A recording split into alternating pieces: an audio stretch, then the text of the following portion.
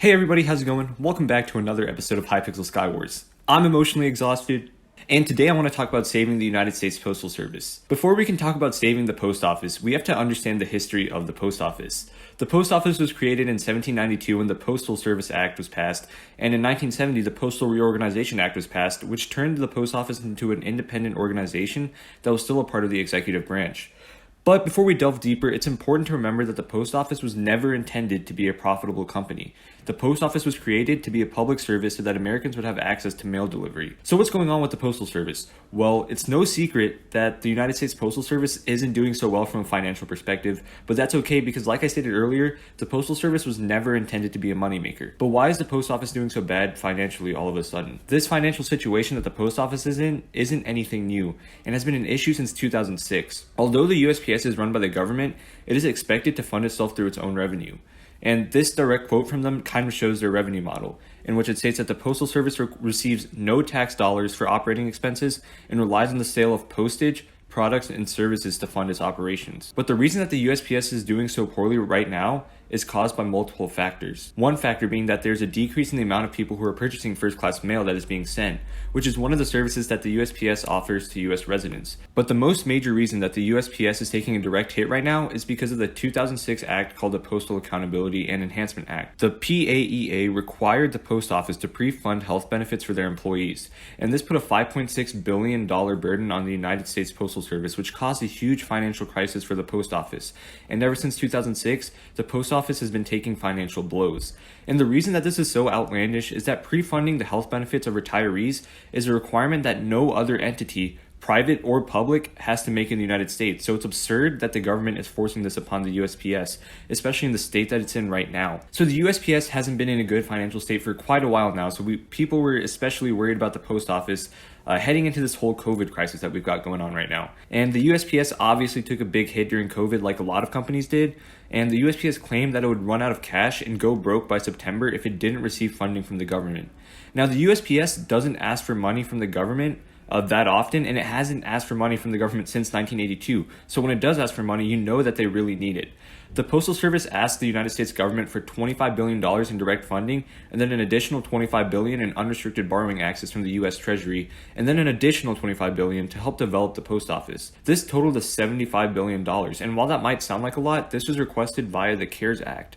The same CARES Act that gave every single American $600, and it ended up giving over $1 trillion to citizens and businesses. So it's not that outlandish when you think about it from that perspective. The government ended up offering the USPS $10 billion at most and $400 million for funding mail-in voting, which is far from the $75 billion that they needed. One of the reasons they missed their fundings is because President Trump was basically extorting the postal office, claiming that he would only give the postal office these improvised funds only if the post office raised the price of the package by 400%. But this isn't the first time that President Trump has tried to take down the Postal Service.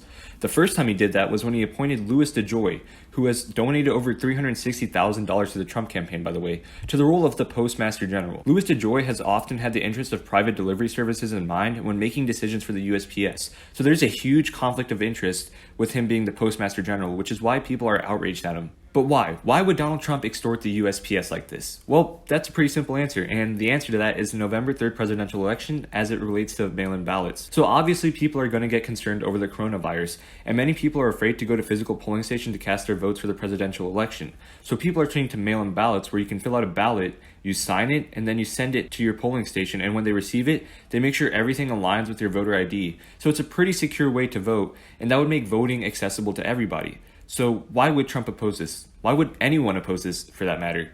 After all, the best thing for democracy is more people getting involved in democracy. And that is exactly the reason why Trump is afraid. Trump knows that the more people that vote, the likelier the chances of him losing this upcoming election is. Historically, when there's a large voter turnout, Democrats tend to fare better in these elections, and Trump knows this, so he's doing his very best to attack mail-in balloting. Trump first started his crusade against mail-in balloting by claiming it would cause large-scale voter fraud and would invalidate the upcoming election, despite there being very little to no substantial evidence of mail-in ballots causing voter fraud. The rate of fraud for mail-in balloting is actually 0.0006%, and in fact, the entire military and Donald Trump himself votes by mail. Now, Trump justified his action through his belief, and this is a direct quote from the man himself, his belief that absentee ballot good, mail-in voting bad. Now, absentee ballots and mail-in ballots follow the same procedures, so if absentee ballots are safe, then that means mail-in ballots would also be safe as well.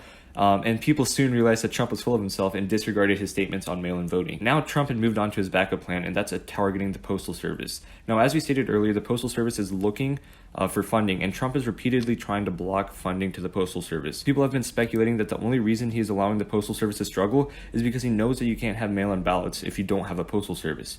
So by cutting USPS, he's cutting mail-in ballots, which means he's cutting the Democrats' chances to win this upcoming election. Now, up until last week, people are only speculating that this was the reason, but on an interview with Fox Business, Trump reveals his true motivations for blocking post office funds. And let me just play the audio clip for you. Now, they need that money in order to have the post office work so it can take all of these millions and millions of ballots. Now, in the meantime, they aren't getting there. By the way, those are just 2 items. But if they don't get those 2 items, that means you can't have universal mail-in voting because they're not equipped to have it. Now, if we don't make a deal, that means they don't get the money. That means they can't have universal mail-in voting. They just can't have it. This is a direct quote from the president himself claiming that he is cutting the Postal Service because he hates democracy. This quote is disgusting at best, right? America has historically been known for upholding democracy, and here we have the president of the United States attacking democracy for his own personal gain. So what can we do now? The people that are in charge of the post office are the same people who want to tear it down. So what can we do to save the post office? Well, the first and major thing we can do is elect officials who will actually protect the United States Postal Service. And even beyond that, you can contact the United States Postal Service Board of Governors and ask them to do their jobs and protect the Postal Service by removing Postmaster General Louis DeJoy. I put a link in the description below to the USPS website, which has the contact information for all 6 members of the USPS Board of Governors. I've already sent them an email to all 6 of the board members, and I recommend that you do too. But another way you can support the post office is simply by buying stamps. Post office stamps never expire and can be used whenever you want. So you can stock up on stamps right now, which would give the post office the financial support that it needs. And apart from that, you might want to consider using the Postal Service to send packages when you do use those stamps. But the most important takeaway from this is that as an American citizen, you have the right to vote without risking your life. And saving the post office is the best way to uphold that right. Like the death and life and birth and peace and war on the planet Earth. Like the death and life and birth